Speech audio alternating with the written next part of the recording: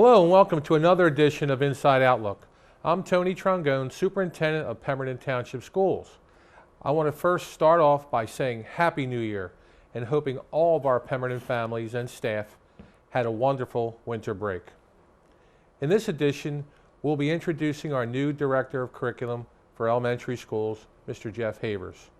I want to know what he has learned since he's come on board at Pemberton Schools and also what the Curriculum Office has planned for grades pre-K to 5.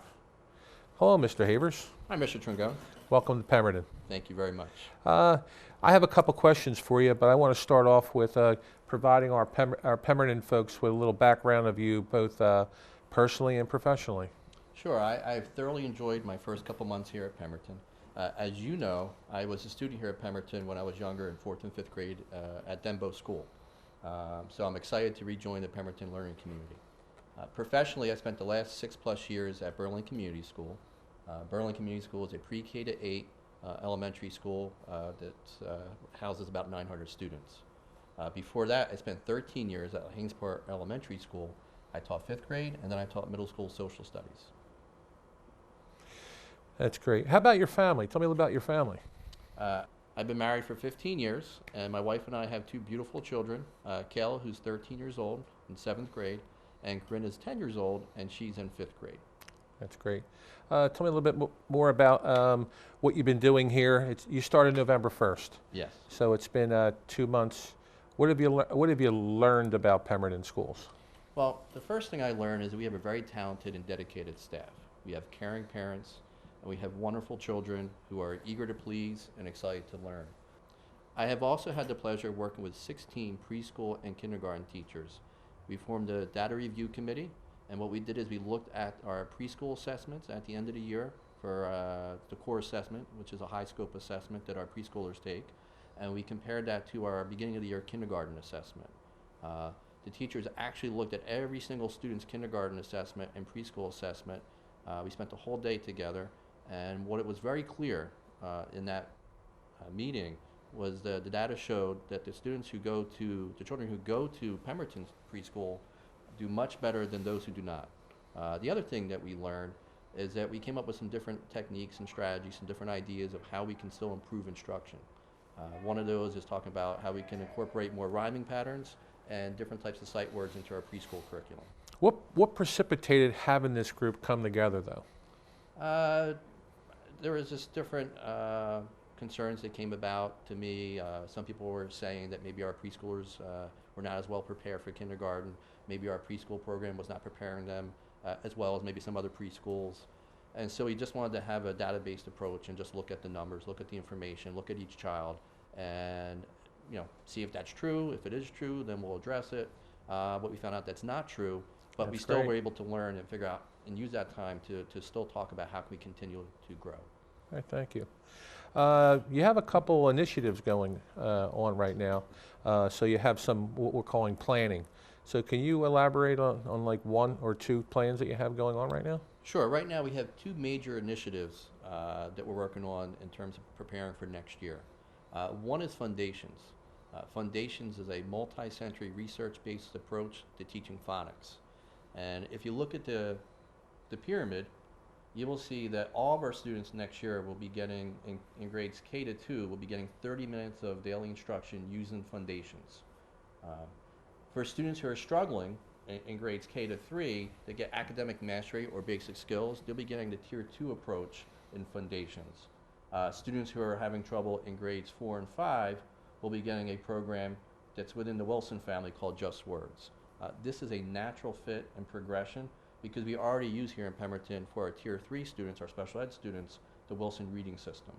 So we already have a reading program. Mm-hmm. What's that called? The reading program is called Journeys. So will this take away from the time we teach our kids in the Journeys reading program? That's a great question. The phonics portion of the Journeys program was something we found not to be as strong. So it will take away the phonics portion of the Journeys program, and we'll supplement that with the Foundations portion, which again is research-based, multi-sensory. All right, good. And you said you had a second initiative. Yes. The second initiative right now is we're working on scheduling. One of the problems that we have right now, which is common in many schools, is that when students need extra support, or even enrichment like gifted and talented, they have to leave the classroom.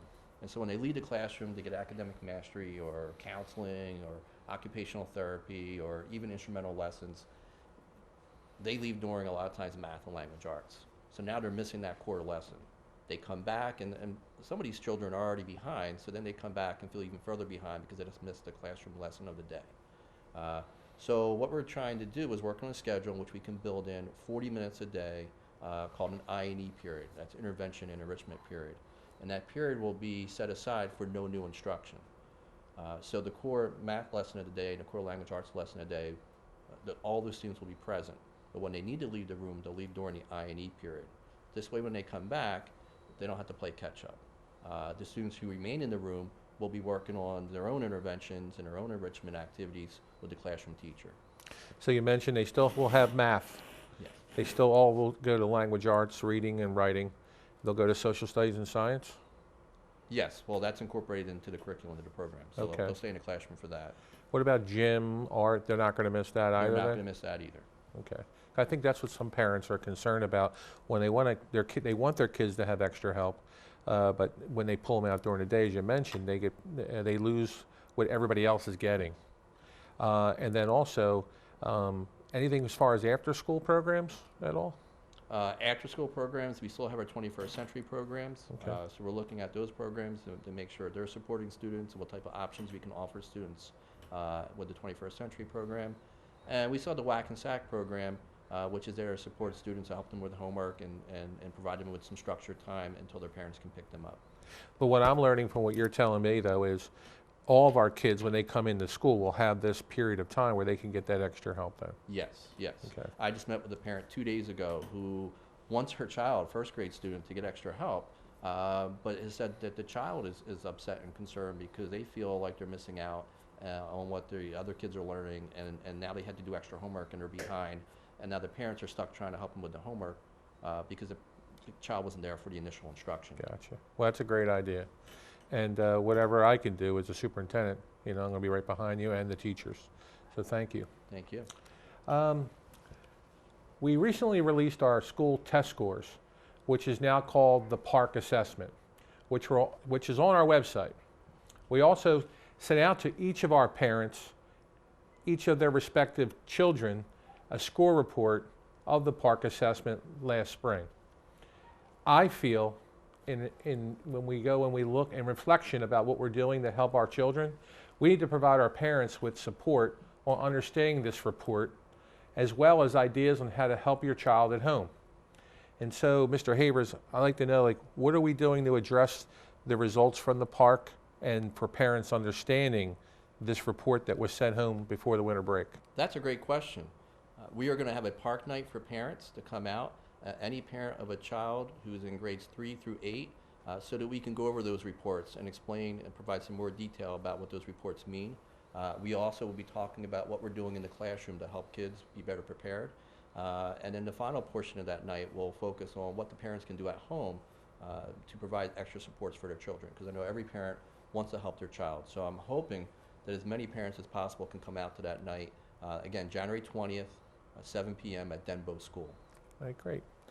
All right, thank you, Mr. Havers. This is a first step, or multiple steps involving your professional prowess in helping our students in Pemberton progress with our teachers and with our parents.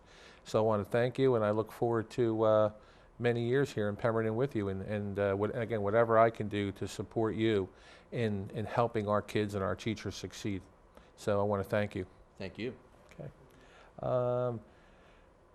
Again, I want to wish you all a happy New Year's, and of course, stay tuned for the next edition of Inside Outlook.